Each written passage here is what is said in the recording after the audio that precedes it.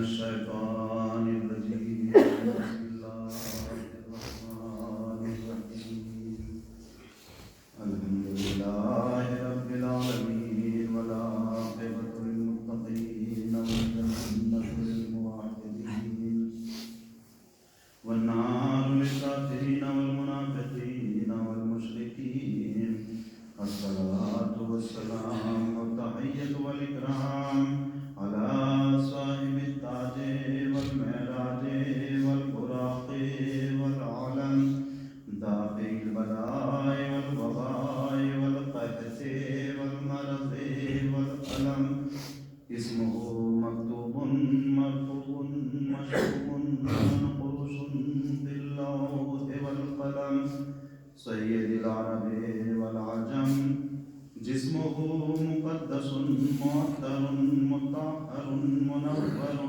بالبيت والحرم شمس الزهراء بدر الدجى خير الورى نور الهدى أبي الزهراء وأبي القاسم محمد اللهم صل على محمد وعلى محمد الطيبين الطاهرين المعصومين المظلومين لا سيما ابن الزهراء بقية الله المنتظر ولعنة الله على أعدائهم أجمعين من ليلتنا إلى قيام يوم الدين أما بعد فقد قال الله الكريم في الذكر الحكيم وقوله الحق بسم الله الرحمن الرحيم قل لا أسألكم عليه أجرا إلا المودة في القربى صلى الله اللهم صل على محمد وعلى محمد اللہ محترم قرآن کریم کے سورہ شورى کی 23ویں آیت کریمہ کا مختصر سا ٹکڑا جس میں ارشاد رب العزت ہو رہا ہے اے میرے حبیب وہ افراد جو آپ کو اجر رسالت دینا چاہتے ہیں ان سے فرما دیجئے کہ ہم اپنے محنتوں کا سوا کچھ نہیں چاہتے، ہم کوئی اجر رسالت نہیں چاہتے الا المودۃ فی القربیٰ، مگر یہ کہ ہمارے قرابتداروں سے مودت اختیار کرنا۔ ان قرابتداروں میں جیسے میں نے عرض کیا کہ سب سے نزدیک ترین شخصیت شہزادی کونین ام الحسنین حضرت فاطمہ الزہرا سلام اللہ علیہا، اللهم صل على محمد وعلى محمد جن کے لیے سرکار رسالت مآب نے فرمایا فاطمہ تو تم منی، فاطمہ میرا جزو رسالت ہے۔ کبھی فرمایا کہ یا فاطمہ کیا آپ اس پر راضی نہیں ہیں کہ آپ جنت کی عورتوں کی سردار ہیں، آپ عالمین کی عورتوں کی سردار ہیں، آپ مومنین کی عورتوں کی سردار ہیں۔ کبھی شہزادی کونین کے لیے، کبھی مولائے کائنات کے لیے، کبھی امام حسن امام حسین علیہ السلام، یہاں تک کہ 12 اماموں تک کے لیے پیغمبر اسلام نے احادیث ارشاد فرمائی ہیں۔ کبھی فرمایا یا علی انت منی بمنزلت ہارون من موسیٰ، اے علی تمہاری مثال میرے نزدیک ایسی ہی ہے جیسے موسیٰ کے نزدیک ہارون کی مثال ہے۔ جیسے ہارون حضرت موسیٰ کے خلیفہ جانشین تھے، اسی طرح سے تم بھی میرے خلیفہ وسیع جانشین ہو۔ کبھی امام حسن علیہ السلام اور امام حسین علیہ السلام کے لیے ارشاد فرمایا ان الحسن والحسین سید شباب اہل الجنہ، حسن و حسین جوانان جنت کے سردار ہیں۔ کبھی 12 اماموں کے لیے جمعی طور سے فرمایا اولنا محمد و آخرنا محمد و اوسطنا محمد بل کلنا محمد، ہمارا اول بھی محمد ہے، ہمارا درمیانی بھی محمد ہے، ہمارا آخر بھی محمد ہے، बल्कि हम कुल के कुल मोहम्मद हैं। ये तमाम फजाइल और कमालात मैंने एक एक मिसाल दी है, ना जाने किताबों में कितनी कितनी अहादीस मौजूद हैं। क्योंकि वक्त कम है, मैं इस संगीती दौर को तेजी से गुजारना चाहता हूँ। पंजतन पाक अलैहिस्सलाम आइमा खुदा अलैहिस्सलाम के लिए पैगंबर इस्लाम ने मुताद्दिद जगह पर, कभी गदीर खुम में, कभी घर में, कभी मस्जिद में, कभी जंग के मौके पर, हर जगह पर पैगंबर इस्लाम ने मदीने में, मक्के में अहले बैत अलैहिस्सलाम के लिए अहादीस इरशाद फरमाए हैं, फज़ाइल व कमालात बयान फरमाए हैं। लेकिन क्या कोई ये कह सकता है कि पैगंबर इस्लाम ने ये हदीसें लिखकर अलमारी में रख दी थी या तकिए के नीचे रख दी थी या छुपा दी थी कि मैं यहाँ से चला जाऊंगा, इस दुनिया से उठ जाऊंगा, उसके बाद मुसलमान आएंगे, इन किताबों को देखेंगे, इन हदीसों को पढ़ेंगे और अहले बैत से मोहब्बत करेंगे, अहले बैत की इताअत करेंगे? क्या कोई कह सकता है, कोई ऐसा मुअर्रिख है, ऐसा मुसन्निफ है जो ये कह दे कि पैगंबर इस्लाम ने तमाम फजाइल और अहादीस एक किताब में जमा की थी, छुपा कर चले गए थे, इस दुनिया से चले गए, मुसलमानों ने बाद में देखी ना देखी? कोई भी ऐसा मुअर्रिख या ऐसा मुसन्निफ नहीं है जो ये कहते कि पैगंबर छुपा कर चले गए थे। नहीं, पैगंबर ने घर में भी फजाइल बयान किए, शहर में भी फजाइल बयान किए, मैदान में भी फजाइल बयान किए, मस्जिद से भी फजाइल बयान किए, मिंबर से भी फजाइल बयान किए। जहां जहां भी पैगंबर को मौका मिलता था, अहले बैत अलैहिस्सलाम के फजाइल और कमालात बयान करते थे, अहले बैत अलैहिस्सलाम के बारे में अहादीस बयान करते थे। लेकिन ना जाने क्या हुआ कि पैगंबर इस दुनिया से गए, तमाम मुसलमान अहले बैत अलैहिस्सलाम के फजाइल व कमालात से वाकिफ थे, अहले बैत की अजमतों को जानते थे। लेकिन पैगंबर इस दुनिया से गए, एक मर्तबा इस्लाम का नक्शा बदलने लगा, अहले बैत के फजाइल को पसे पुष्ट डाल दिया गया, असहाब के फजाइल व कमालात को आगे बढ़ा दिया गया। अहले बैत जिन्होंने कुर्बानियां दी थी, अव्वल इस्लाम से लेकर 11 हिजरी तक फकत मौलाए कायनात ने कुर्बानियां दी थी। जितनी भी जंगें जीती हैं, मौलाए कायनात के बाजुओं की बिना पर जीती गई है। जितनी भी कुर्बानियां हैं, चाहे 11 हिजरी के बाद से आज तक देखें, करबला की कुर्बानी हो या इमाम मूसी कासिम की कुर्बानी हो या इमाम रिजा की कुर्बानी हो, जितनी भी कुर्बानियां हैं अहले बैत अलैहिस्सलाम ने दी हैं। लेकिन अहले बैत अलैहिस्सलाम के किरदार को पसे पुष्ट डाल दिया गया, असहाब के किरदार को आगे बढ़ा दिया गया। वो असहाब जिनकी कोई हैसियत नहीं थी, अल्लामा जलालुद्दीन सयूती बयान करते हैं कि पैगंबर के जमाने में फकत हैसियत थी तो अहले बैत अलैहिस्सलाम की हैसियत थी, इन सहाबा की कोई हैसियत नहीं थी, इनकी कोई औकात नहीं थी। लेकिन पैगंबर का जमाना गुजरा, पैगंबर इस दुनिया से चले गए, असहाब को आगे बढ़ा दिया गया, अहले बैत को पीछे हटा दिया गया। ये क्यों हुआ? ताकि पैगंबर के वारिस बन जाएं, पैगंबर की जगह पर मसनद नशीन हो जाएं, पैगंबर की जगह पर बैठ जाएं, अपने आप को जानशीन रसूल साबित कर दें। ये किसने किया? ये उलमाए इस्लाम ने किया।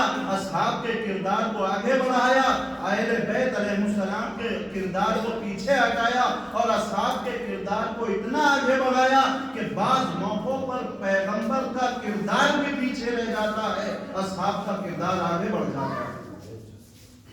ये क्या है?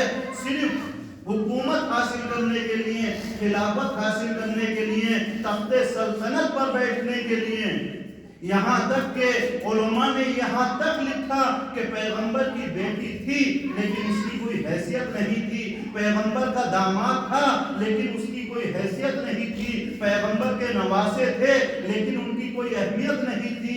वो अहमियत अगर थी तो उनकी थी जिनके पास तख्ते खिलाफत था, जिनके पास तख्तो ताज था, जिनके पास तलवार थी, जिनके पास हुकूमत थी। ये सब कुछ क्यों हो रहा था? फकत हुकूमत पाने के लिए। उलमा इस्लाम ने लिखा कि हमारी निगाहों में हैसियत उसकी है जो तख्ते खिलाफत पर बैठा हो, जिसके हाथ में बरहना शमशीर हो, मुसलमानों के गदलों को उड़ा रहा हो, मुसलमानों का खून बहा रहा हो। वो सैफुल इस्लाम है। हमारी निगाहों में वो सैफुल्लाह है या सैफुल इस्लाम है जो मुसलमानों का खून बहाए। और इस्लाम, पैगंबर इस्लाम के बाद मुसलमानों ने यही किया। जो शराब पीता हुआ नजर आया उसको सबसे बड़ा सहाबी माना गया। जो जुआ खेलता हुआ नजर आया उसको सबसे बड़ा सहाबी माना गया। जो मुसलमानों को कत्लो गारत करता हुआ नजर आया उसको सैफुल्लाह कहा गया। यानी खालिद बिन वलीद जैसे जहन्नमी को सैफुल्लाह का खिताब दिया। कौन खालिद बिन वलीद? जिसने मुसलमानों के घरों में आग लगवाई, उनकी खूरेजी की, उनकी आबरूरेजी की। मालिक बिन नुवैरा के घर में जो रसूल का सहाबी था उसके घर में दाखिल होने के बाद उसके घर को आग लगा दी, खूरेजी की, उसकी नामूस से आबरूरेजी तक की। ये क्यों? ताकि सैफुल इस्लाम करार पाए। इन मुसलमानों ने इन लोगों को सैफुल्लाह का खिताब दिया। लेकिन अजीजों, जो हक से दूर होता है उसकी निगाह में सैफुल्लाह उसको कहा जाता है जो मुसलमानों को सताए, जो मुसलमानों को परेशान करे। लेकिन हमारी निगाहों में सैफुल्लाह उसको कहा जाता है जिसकी एक ज़रबत सकलैन की इबादत से भारी हो जाए, जिसकी तलवार से दीन इस्लाम जिंदा हो जाए, जिसकी जुल्फ़िकार से पैगंबर की हयात महफूज हो जाए। अगर वो मैदान जंग में आ जाए तो अली इब्ने अबी तालिब कहलाए। अगर चादर ओढ़ के घर में बैठ जाए तो फातिमा ज़हरा कहलाए। अगर मैदान सुलह में आ जाए तो हसन मुस्तफा कहलाए। अगर मैदान कुर्बानी में आ जाए तो हुसैन शहीद कहलाए। अगर मुसल्ले पर आ जाए तो ज़ैनुल आबिदीन कहलाए। कौन ज़ैनुल आबिदीन? जिसने शाम के दरबार में, यजीद के दरबार में मिंबर पर पहुंचकर 1 घंटे के खुतबे में मुआविया की 70 साला शैतानत को तहस नहस कर दिया था। एक सलावत पढ़िए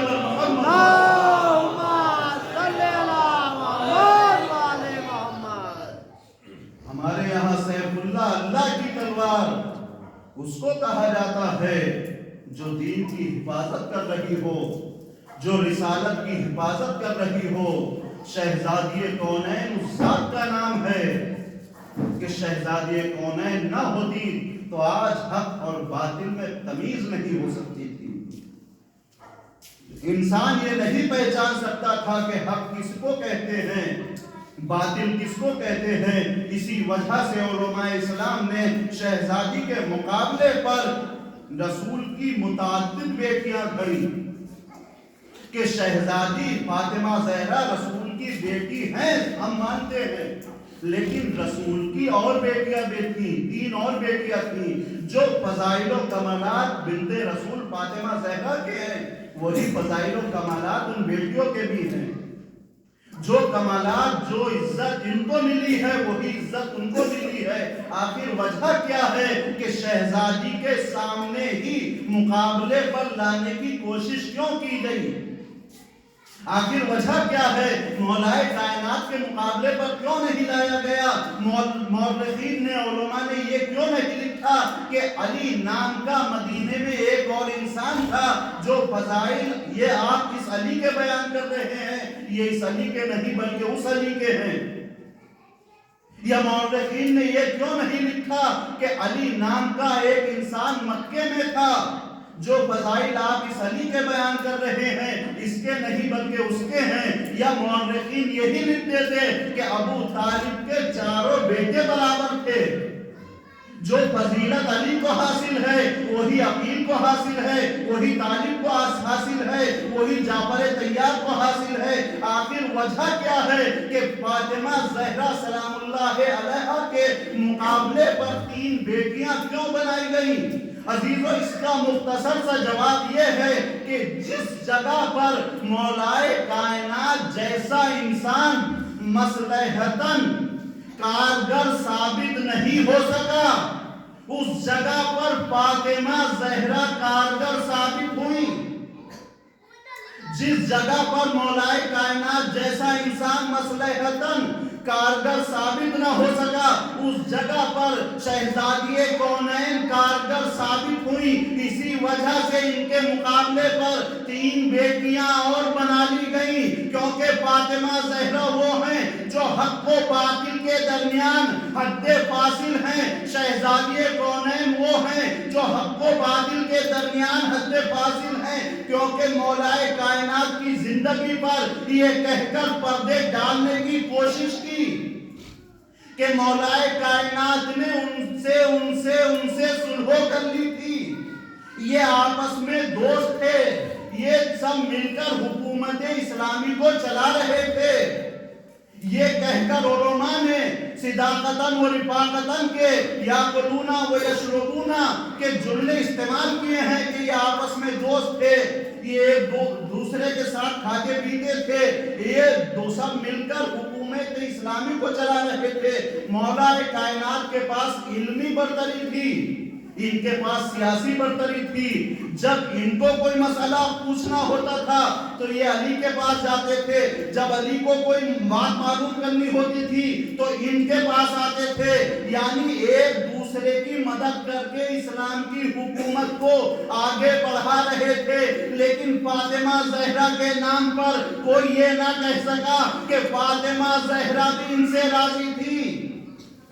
اسی لیے شہزادی دربار خلافت میں آ کر ایک مرتبہ خاتون کی جلالت کو ظاہر کرتی ہیں، آواز دیتی ہیں کہ تم بے دین تھے، بے شریعت تھے، بے اوقات تھے، بے حیثیت تھے، تم نالے گندے نالوں کا پانی پیا کرتے تھے، تمہاری کوئی حیثیت نہیں تھی، تم کفر و ضلالت میں ڈوبے ہوئے تھے۔ فہداکم ابی محمد، میرے بابا رسول اللہ نے تمہیں ہدایت دی، تمہیں عزت دی، تمہیں شرافت دی، تمہیں کرامت دی، تمہیں اسلام کے زیور سے مزین کیا، لیکن تم میرے بابا کے جانے کے بعد تم میرے مقابلے پر آ گئے۔ یہ شہزادی خطبہ نہیں دے رہی ہے بلکہ ان کی اوقات بتا رہی ہے۔ یہ شہزادی تنا فاطمہ زہرا نہیں بول رہی ہے بلکہ 1,24,000 انبیاء بعنوان فاروق اعظم فاطمہ زہرا کی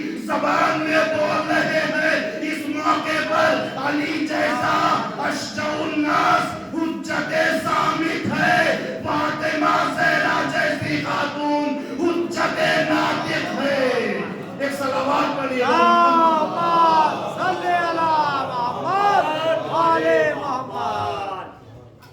شہزادی نے دربار خلافت میں جا کر ان کو ان کی اوقات بتائی۔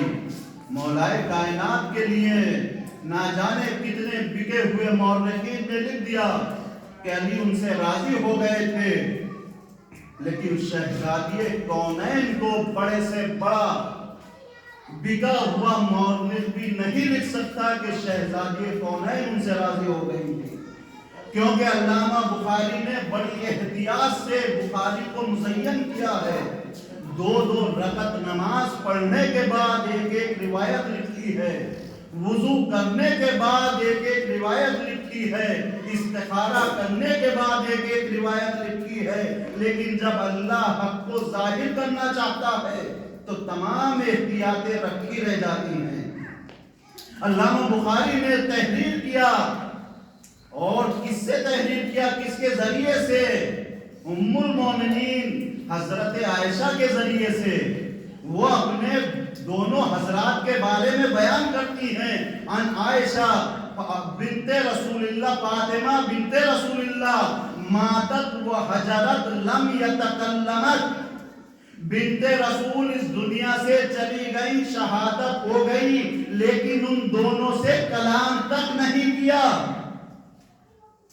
ان دونوں سے کلام تک نہیں کیا، یعنی وہ دونوں شہزادی کونین کے پاس معافی مانگنے آئے، مولا کائنات کی خدمت میں آئے، یا علی ہم بنت رسول سے شرمندہ ہیں، یقیناً جو ہم نے کیا ہے وہ غلط کیا ہے، ہم نے جتنا بھی ظلم کیا ہے وہ غلط کیا ہے، ہم معافی مانگنا چاہتے ہیں۔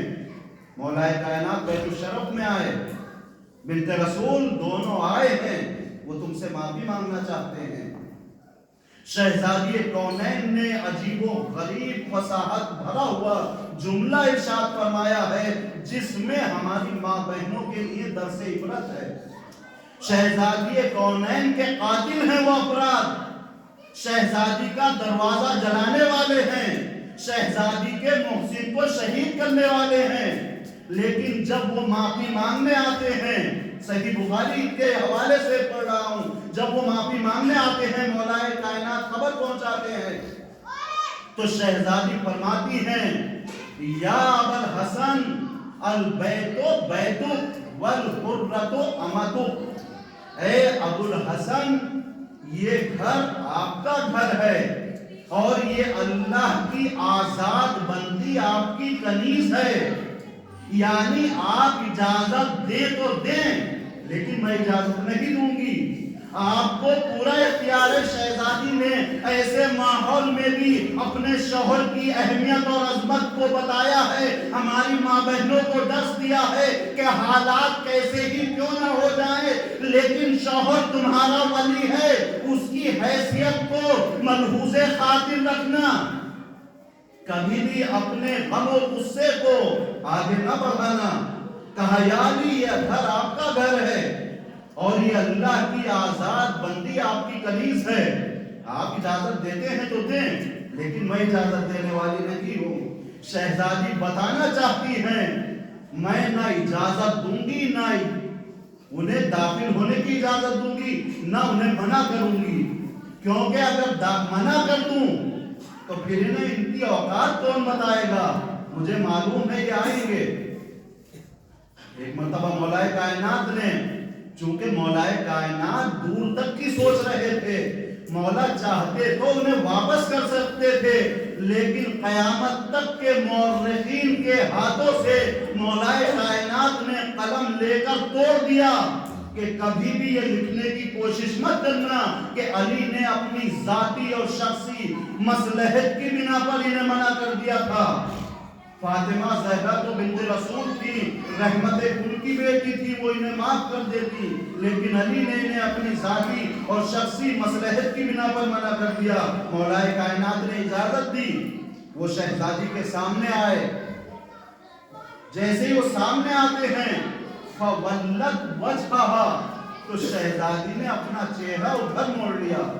अब ये दोनों इधर से आए तो फवल्लत वजहहा, शहजादी ने अपने चेहरे को इधर मोड़ लिया। अब मुझे नहीं मालूम कि शहजादी ने अपने चेहरे को क्यों मोड़ा, क्या वजह थी, लेकिन कुरान करीम बयान करता है, ऐ मेरे रसूल, अगर तुम्हारे सामने बुत आ जाए तो अपने चेहरे को उन बुतों के सामने से मोड़ लिया करो। यानी शहजादी फातिमा ज़हरा जुज़्वे रिसालत है, रसूल को नहीं है, लेकिन जुज़्वे रिसालत है। अपने चेहरे को मोड़कर उनके सामने से बता रही है कि मेरी निगाहों में तुम्हारी औकात पत्थर के बुतों से ज्यादा नहीं है। एक सलावत पढ़िए बर मोहम्मद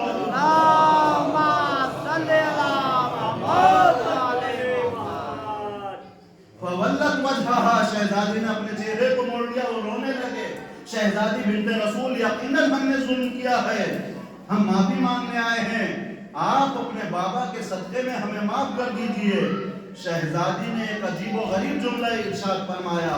इल्म फिक़्ह का उसूल है, अगर मुजरिम इक़बाल जुर्म कर ले तो फिर गवाह बुलाने की जरूरत नहीं है।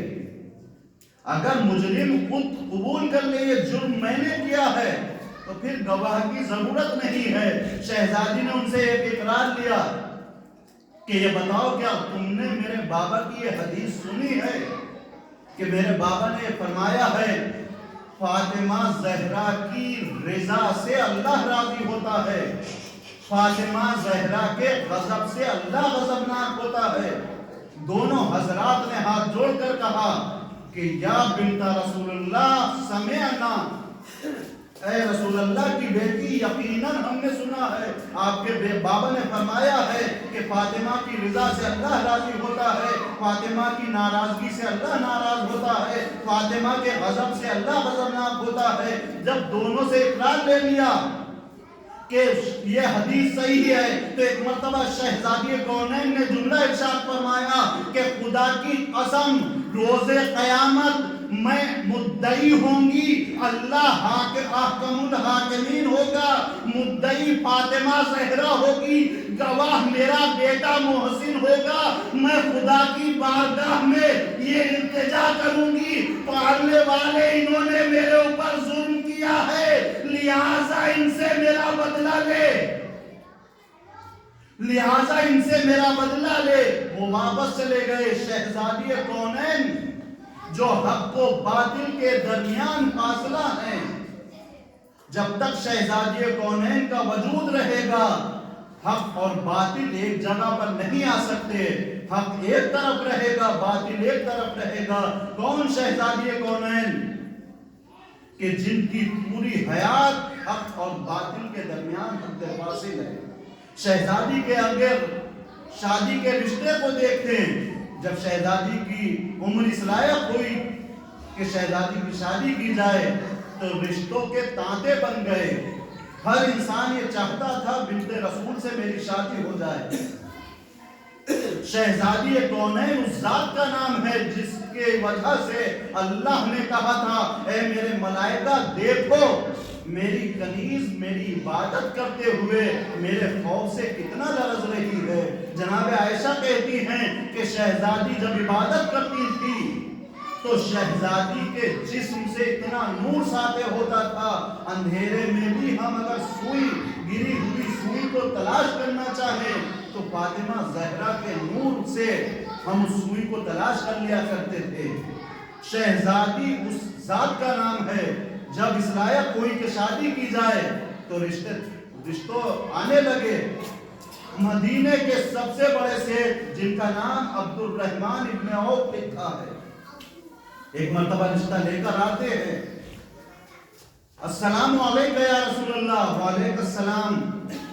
اللہ کے رسول زوجنی ایہا، اے اللہ کے رسول اپنی بیٹی کی شادی مجھ سے کر دیجئے۔ پیغمبر نے مسکرا کر فرمایا امرھا الی اللہ، فاطمہ کا کوئی بھی اختیار میرے ہاتھ میں نہیں ہے، اس کے تمام اختیار اللہ کے ہاتھ میں ہیں۔ اس نے پھر کہا اللہ کے رسول اپنی بیٹی کا رشتہ شادی مجھ سے کر دیجئے۔ ایک مرتبہ پیغمبر نے آنکھوں کو اٹھایا نظروں کو اٹھایا آواز دی تم اصرار کیوں کر رہے ہو؟ جب میں منع کر رہا ہوں کہ میرے ہاتھ میں کوئی اختیار نہیں ہے، تمام اختیارات فاطمہ کے اللہ کے ہاتھ میں ہیں، تم اصرار کیوں کر رہے ہو؟ کیوں شادی کرنا چاہتے ہو؟ وجہ کیا ہے؟ کہا اللہ کے رسول اگر آپ اپنی بیٹی کی شادی مجھ سے کریں گے تو میں اتنے مہر دوں گا کہ بنی ہاشم کو کیا مدینے میں کوئی فقیر نظر نہیں آئے گا۔ راوی کا کہنا ہے جیسے ہی عبد الرحمن بن عوف نے یہ جملے کہے ایک مرتبہ پیغمبر اسلام نے ہاتھ کو بڑھایا زمین پر مارا مٹی کو اٹھایا آواز دی اے عبد الرحمن بن عوف بتا کیا ہے؟ کہا خاک ہے مٹی ہے۔ ایک مرتبہ پھر دوبارہ کہا ماذا ترى یا عبد الرحمن، اے عبد الرحمن دوبارہ دیکھ کیا ہے؟ ایک مرتبہ عبد الرحمن بن عوف نے پیغمبر کے ہاتھ کی طرف دیکھا، اس مٹی کی جگہ پر اتنے بے قیمت ہیرے اور جواہرات تھے کہ پوری زندگی میں عبد الرحمن بن عوف نے نہیں دیکھے تھے، پوری زندگی میں نہیں دیکھے تھے۔ آنکھوں کے سامنے اندھیرا آ گیا، آواز دی اللہ کے رسول اتنے قیمتی جواہرات تو میں نے پوری زندگی میں نہیں دیکھے، اور جب میری رسالت میں آواز دی ہو اے عبد الرحمن بن عوف ہم پتھروں کو انسان بنانے آئے ہیں، تو پتھر دے کر ہم سے انسان لینا چاہتا ہے۔ ایک صلوات علی محمد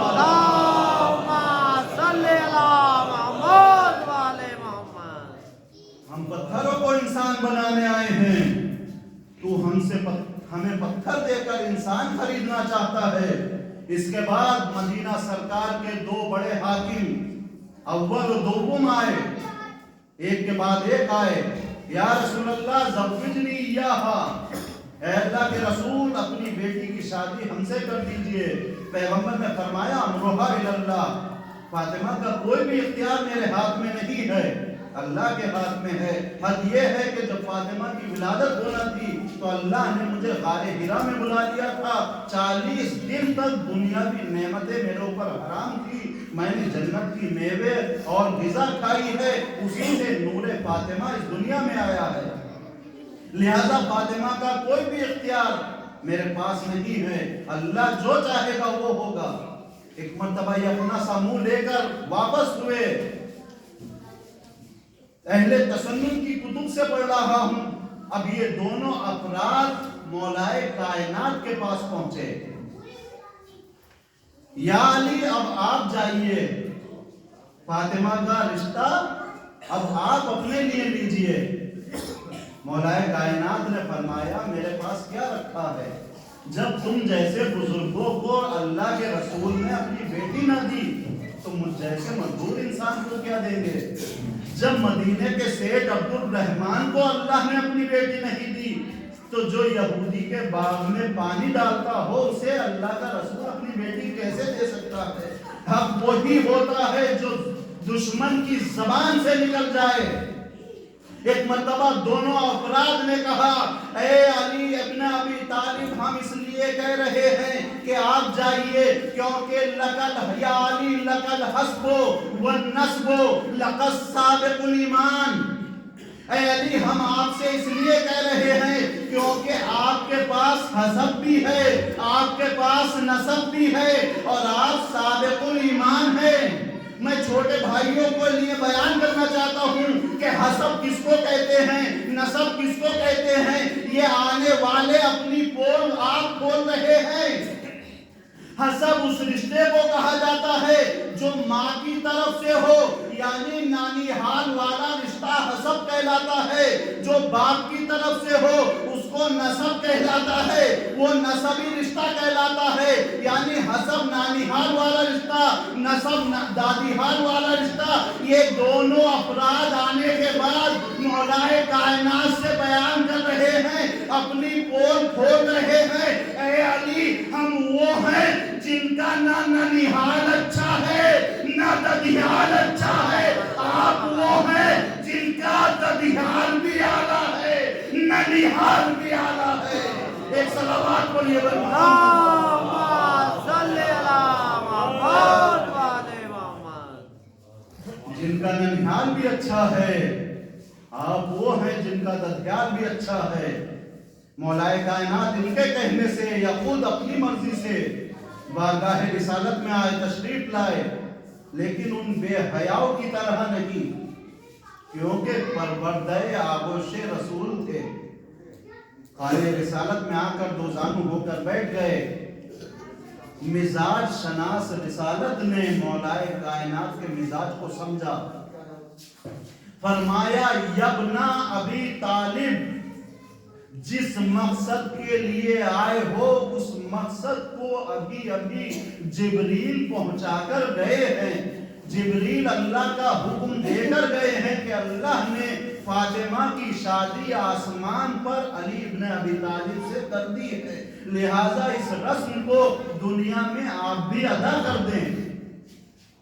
پیغمبر اسلام نے مولائے کائنات سے مقصد نہیں پوچھا بلکہ یہ کہا یبنا ابی طالب۔ آخر وجہ کیا ہے؟ یبنا ابی طالب کیوں کہا؟ ابو طالب کا لال کیوں کہا؟ یہ کیوں کہا کہ اے ابو طالب کے لال میں آپ کو اپنی بیٹی دینا چاہ رہا ہوں؟ عزیزو اس کی وجہ علماء بیان کرتے ہیں، اس کی وجہ یہ ہے کہ آپ کسی بھی جگہ پر جائیں، کسی کے یہاں بھی اپنا رشتہ لے کر جائیں، اگر شریف انسان ہوگا تو آپ سے یہ نہیں پوچھے گا آپ کے پاس زمین جائیداد کتنی ہے، آپ کے پاس ڈگری کون سی ہے، آپ کون سی پوسٹ پر ہیں، آپ کون سی جگہ پر رہتے ہیں، آپ کا منصب کیا ہے۔ اگر شریف ماں باپ ہوں گے تو سب سے پہلے یہ پوچھیں گے آپ کے باپ کا نام کیا ہے۔ یعنی باپ کی شرافت بیٹے میں تلاش کی جاتی ہے. اب جو علی بن ابی طالب رسالت کے یہاں رشتہ لینے گئے تو رسالت نے یہ نہیں فرمایا کہ علی آپ کو بیٹی میں اس لیے دے رہا ہوں کیونکہ آپ کل ایمان ہیں, آپ کل ایمان ہیں, آپ افضل اسلام ہیں, آپ یہ ہیں, آپ وہ ہیں. کچھ نہیں کہا بلکہ آواز دی, اے علی بیٹی اس لیے دے رہا ہوں کیونکہ آپ کی رگوں میں ابو طالب جیسے شریف باپ کا خون دوڑ رہا ہے. ایک صلوات پڑھیے بر محمد. اللہم صلی علی محمد و آل محمد. اے علی آپ کو بیٹی اس لیے دے رہا ہوں کیونکہ آپ کی رگوں میں ابو طالب جیسے شریف باپ کا خون دوڑ رہا ہے. اس کے بعد فرمایا انہا لک, اے علی یہ فاطمہ آپ کے لیے ہے.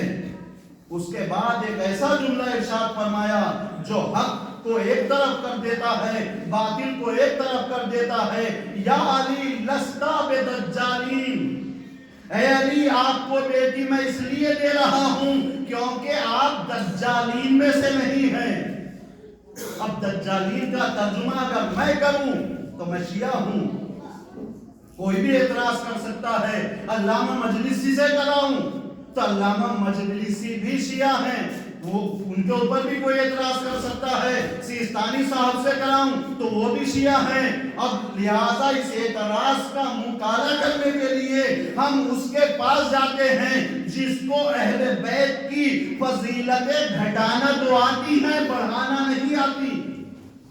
علامہ شمس الدین ذہبی کے پاس چلتے ہیں.